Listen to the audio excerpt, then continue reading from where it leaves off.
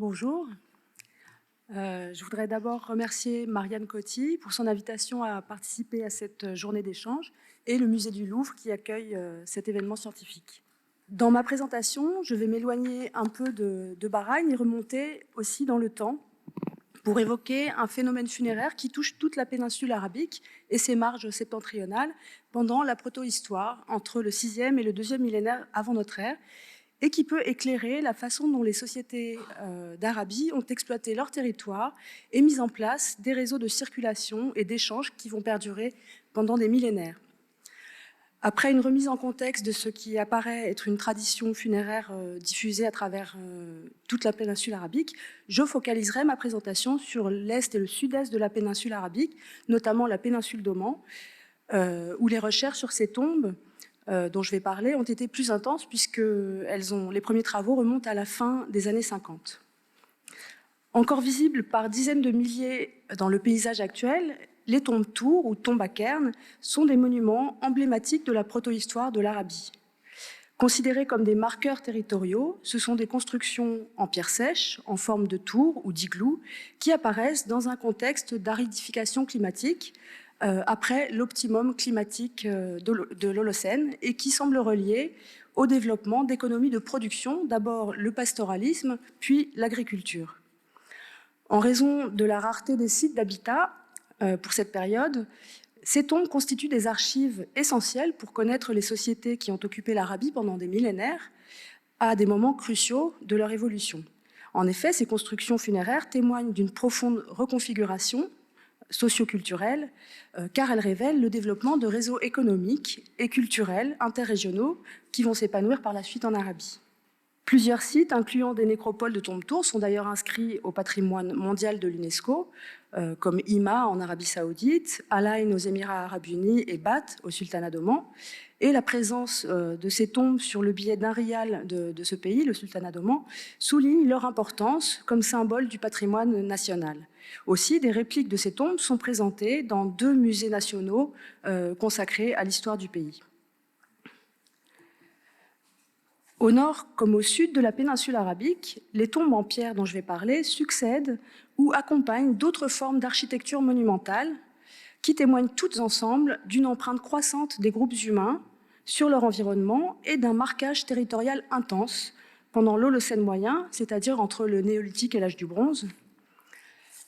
Une grande variété de structures mégalithiques, comme vous pouvez en voir quelques-unes sur cette image,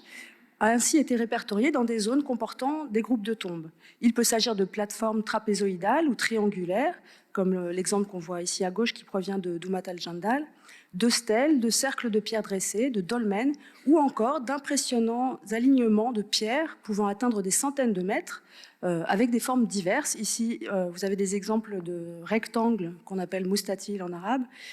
qui ont été retrouvés dans plusieurs zones du nord de l'Arabie saoudite. Ces aménagements sont généralement interprétés comme des sanctuaires, des cénotaphes ou des lieux de réunion cérémonielle associés à des pratiques funéraires ou rituelles. Les tombes-tours et les cairns sont généralement implantés sur les points hauts du paysage et elles sont souvent rassemblées en nécropoles pouvant réunir jusque des centaines de tombes. On peut voir ici quelques exemples de nécropoles denses vues du ciel, en Arabie Saoudite à gauche, dans le Wadi al-Dawazir, ou en Oman à droite, en bas à droite, à Shia, où plus de 400 tombes sont distribuées sur une dizaine de kilomètres carrés.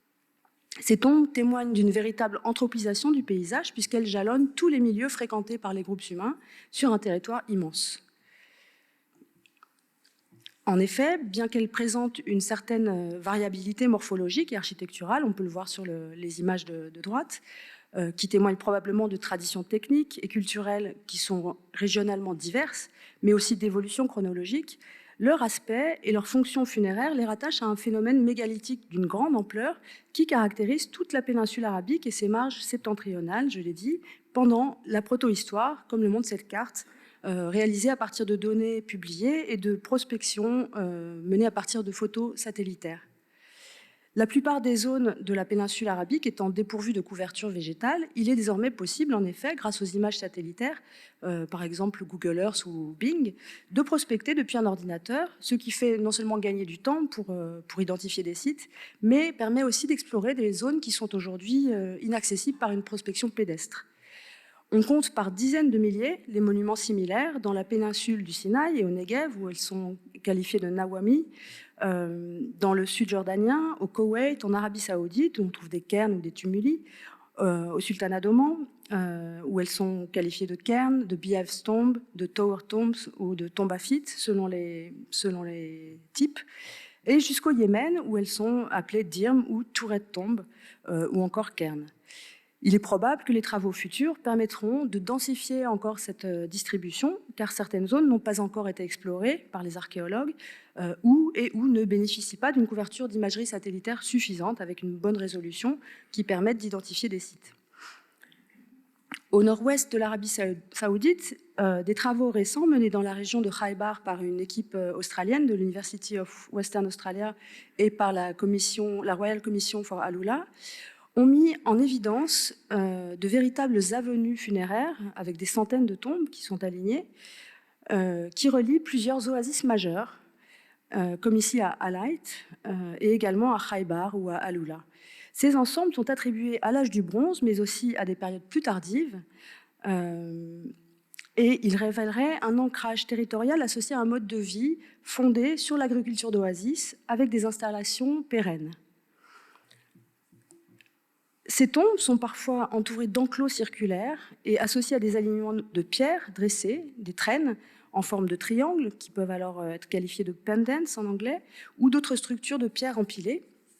qu'on appelle alors des caissons. Voici ici des exemples qui sont vus du ciel et qui proviennent encore de la région de Alayt, au nord-ouest de l'Arabie saoudite. Sur la nécropole de Sebket al-Dabtiya, que nous explorons depuis 2021 dans le cadre de la mission franco-saoudienne à Taj, co-dirigée par Jérôme Romer et par Ibrahim Al-Mchabi, plus de 1000 tombes et structures en pierre ont été répertoriées sur une terrasse de 14 km² qui surplombe une sepra, une lagune, dans un environnement aujourd'hui désertique. Elles présentent des morphologies variées, ces tombes. Je vais vous en montrer quelques exemples. On trouve des tombes-tours ou des cairns qui sont parfois entourés d'un enclos circulaire, comme on peut voir une image en bas à gauche. Et ces enceintes circulaires, ces enclos sont matérialisés par de grosses dalles triangulaires qui sont posées de champs. Et ça, on retrouve ça sur toute la nécropole. Où elles peuvent être encore associées à un enclos rectangulaire ou trapézoïdal, et également des alignements de pierres, des traînes qui peuvent réunir plusieurs tombes entre elles. Nous avons aussi inventorié des structures allongées en forme de coin,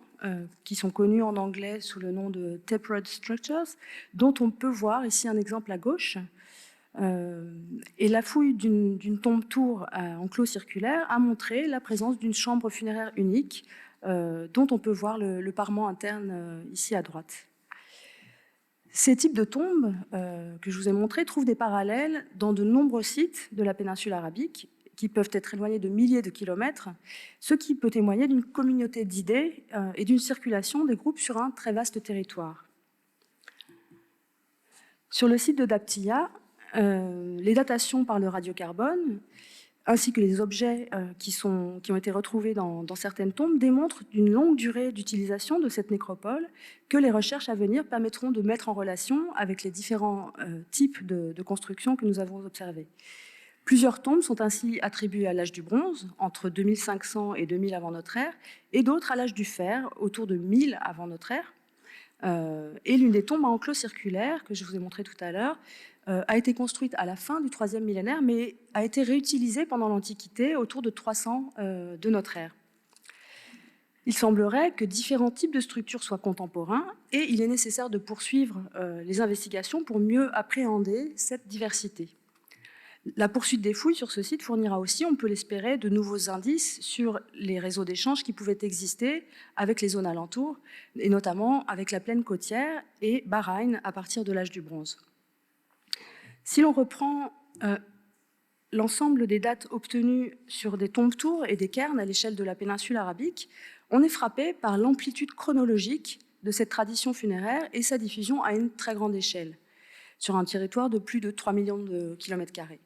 La rareté des datations absolues, pour le moment, et la rareté des fouilles standardisées également, qui sont couplées à un morcellement régional des recherches, empêche pour l'instant de dresser une synthèse évolutive globale qui tiendrait compte de toutes les variantes locales. Mais à partir des dates radiocarbones disponibles, on constate tout de même que ces tombes à cairns apparaissent dès le néolithique, vers le 6e millénaire avant notre ère, et qu'elles sont alors associées aux premiers pasteurs nomades occupant la région. Elles continuent d'être construites et utilisées pendant des millénaires, avec un pic au tournant du 4e, 3e millénaire, où elles semblent alors accompagner les débuts de la métallurgie du bronze et l'agriculture d'oasis, mais j'y reviendrai.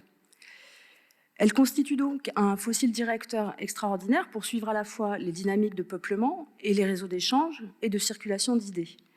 tout comme pour documenter la perpétuation ou la désaffection des lieux funéraires au cours du temps. Je vais maintenant exposer plus en détail le cas de la péninsule d'Oman, en commençant par une présentation rapide du contexte géographique et archéologique, pour exposer les circonstances dans lesquelles les tombes-tours ou les tombes à cairns apparaissent et se développent. C'est une région qui est géographiquement très diversifiée. À l'ouest, elle est isolée du reste de la péninsule arabique par un immense désert, le Rub al-Khali, et elle est bordée par le golfe Persique, le golfe d'Oman et la mer d'Oman qui s'ouvre sur l'océan Indien.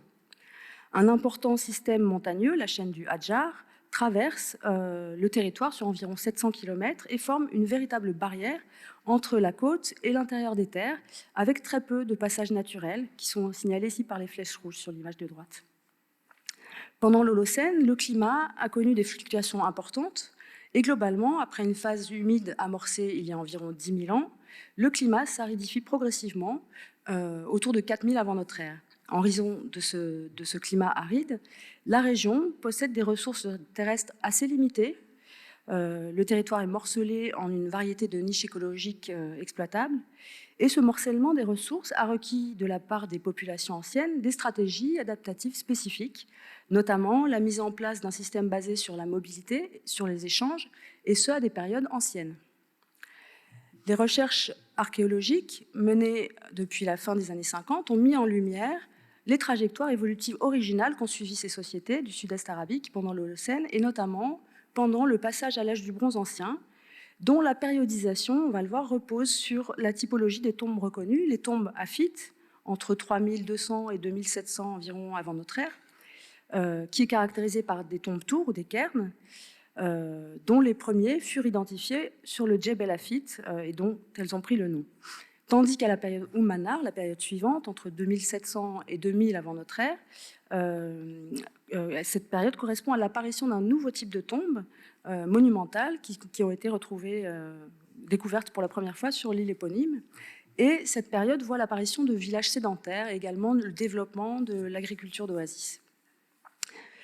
L'âge du bronze est marqué par des changements majeurs. On observe une expansion territoriale vers l'intérieur des terres, dont témoigne la présence de ces tombes-tours sur tout le territoire occupé, et les premières attestations du développement de l'agriculture d'oasis qui va s'intensifier par la suite. Cette période est aussi marquée par le développement d'échanges à longue distance avec les civilisations voisines, la Mésopotamie, l'Iran, l'Indus, et par une complexification sociale reflétée dans les pratiques funéraires et dans les spécialisations artisanales avec l'apparition d'innovations techniques comme la métallurgie du cuivre, puis de la céramique, mais également la production de vaisselle en pierre tendre ou d'éléments de parure en métal, en pierre ou en coquillage. Vers la fin du 4e millénaire, sur tout le territoire alors occupé, piémont des montagnes, plaines de wadis, zones côtières, se mettent en place des nécropoles constituées de dizaines, voire de centaines de tombes en pierre. Elles sont le plus souvent placées sur les points hauts du paysage, sur les terrasses, les falaises ou sur les éminences. Malgré une apparente homogénéité de ces structures, on observe une certaine variété structurelle sans qu'il soit aisé de déterminer ce qui résulte de contraintes techniques les matériaux disponibles et accessibles, les techniques de construction connues, ce qui résulte de choix culturels ou régionaux et ce qui résulte d'une évolution chronologique. Assez récemment, des tentatives de classification typochronologique ont été menées sur plusieurs ensembles monumentaux qui suggèrent globalement une évolution chronologique allant dans le sens d'une complexification structurelle graduelle au cours de l'âge du bronze ancien. Toutefois, la variété régionale des matériaux disponibles pour l'édification des tombes a sans doute conduit à des solutions architecturales différentes selon les localités. J'ai mis ici quelques exemples des différents types de pierres qui sont accessibles selon les nécropoles, et on voit bien que ça n'aboutira pas à la même morphologie des tombes. Il est donc nécessaire d'explorer cette variabilité structurelle et formelle dans des zones géographiques limitées. Les études menées à l'échelle locale montrent que des monuments de type varié ont pu coexister, confirmant que d'autres critères, pas toujours faciles à distinguer, entre savoir-faire technique, appartenance communautaire, statut social, donc tous ces critères ont pu jouer un rôle. L'enjeu pour les recherches futures sera de procéder à des analyses locales sur des ensembles de tombes bien datées. Dans les chambres funéraires, les corps ne sont pas ensevelis, mais ils sont déposés dans un espace vide. Les défunts sont déposés sur un côté, dans une position recroquevillée, sans orientation préférentielle. Et certains étaient peut-être emmaillotés dans un contenant, dans une enveloppe souple, qui a aujourd'hui disparu. Le dépôt de nouveaux individus dans ces tombes peut survenir, et il occasionne, dans les tombes les plus peuplées, des opérations de rangement et des remaniements des restes précédents. Il faut dire que l'étude des pratiques funéraires associées à ces tombes est limitée par la très mauvaise conservation des restes humains qui est récurrente. Elle est imputable, cette mauvaise conservation, à une combinaison de facteurs: mode de dépôt, il n'y a pas d'enfouissement des morts, climat aride de la région qui aboutit à une minéralisation très rapide des restes osseux, et diverses intrusions qui ont suivi le dépôt des défunts. Je pense par exemple à des remaniements volontaires liés à la gestion des sépultures. Je pense également à des pillages, au démembrement des tombes pour la réutilisation des matériaux, de la pierre, ou leur réutilisation ultérieure pour une vocation funéraire ou non funéraire. De fait, les études anthropologiques pour ces tombes font défaut, et à l'exception des fouilles menées très récemment, ces études ont presque toujours été conduites a posteriori. Rares sont aussi les informations détaillées sur les ossements dans leur contexte. Il existe assez peu de données, de données disponibles qui permettraient de dresser un tableau détaillé et suffisamment représentatif à l'échelle de la péninsule des gestes funéraires et des données biologiques. Pour vous donner une idée des données disponibles en termes de nombre minimum d'individus dans les tombes, par exemple, sur 219 tombes fouillées et documentées dans la région, seuls 130 ont livré des restes osseux, et pour plus d'un tiers, il n'est fait mention que de quelques fragments ou esquilles osseuses, dont certains peuvent appartenir à des dépôts ultérieurs à la période de l'âge du bronze. Tout au plus, peut-on supposer qu'un individu au moins avait été déposé. Parmi les 66 tombes pour lesquelles un décompte a été réalisé, même provisoire, on sait que 25 contiennent au moins un individu, 38 en contiennent 2 à 6, et 10 tombes contiennent plus de 7, voire 29 individus, donc jusqu'à 30 individus.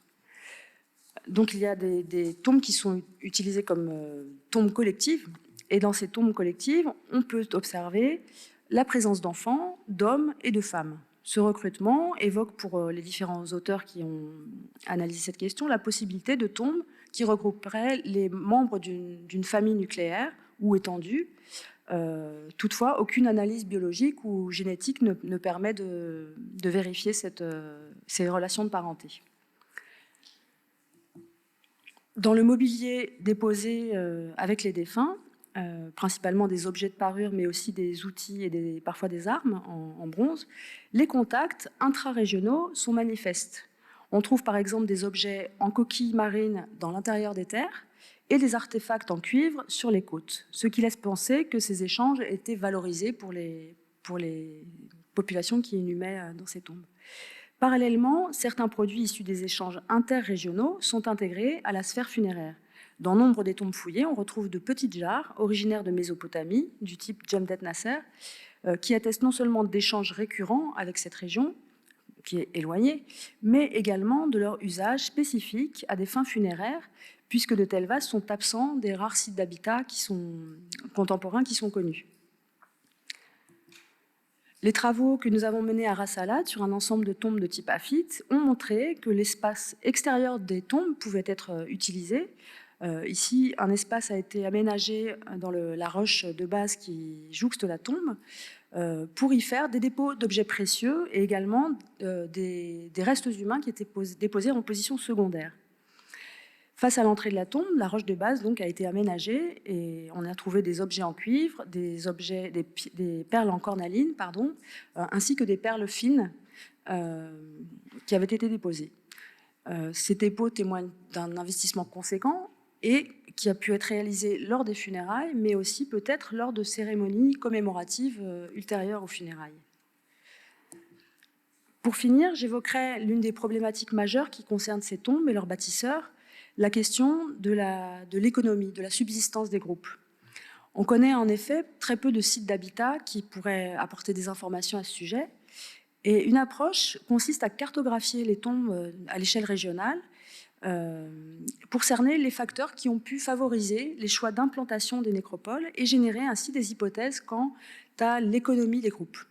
Les résultats qui ont été de 2 études qui ont été menées dans le Djalan, donc à l'est de la péninsule d'Oman. Ces résultats suggèrent une diversité des stratégies de subsistance pendant l'âge du bronze qui caractériserait donc la période aphite, une économie mixte basée sur l'exploitation côtière, le pastoralisme et les tout débuts d'une économie agricole. C'est ce qu'indique aussi les résultats d'une autre approche qui consiste, elle, à analyser les restes humains, et notamment les pathologies bucco-dentaires, qui sont de bons marqueurs de l'alimentation. C'est une étude que j'ai conduite sur plusieurs groupes de l'âge du bronze, localisés sur la côte et dans l'intérieur des terres dans la péninsule d'Oman. Étant donné que l'agriculture en Arabie est fondée sur la culture du palmier dattier, et que les dattes, les fruits du palmier dattier sont très cariogènes, en raison d'une importante teneur en sucre et d'une consistance molle qui colle aux dents, on peut s'attendre, chez les populations qui consommeraient des dattes, à une augmentation des pathologies dentaires assez conséquente. Or, les individus présents dans les tombes aphites, les tombes de type aphite, donc les tombes tours dont je vous ai parlé, ne présentent pas beaucoup de pathologies imputables à une alimentation riche en sucre, ce qui suggère que les produits issus de l'agriculture n'étaient pas prépondérants dans leur alimentation. En revanche, ils montrent des schémas distincts de ceux qu'on trouve pour le néolithique, pour la période précédente, au 5e et 4e millénaire, ce qui suggère qu'il y a une modification tout de même dans le mode de subsistance, avec une alimentation probablement plus diversifiée qu'au néolithique et également moins de signes de stress métabolique.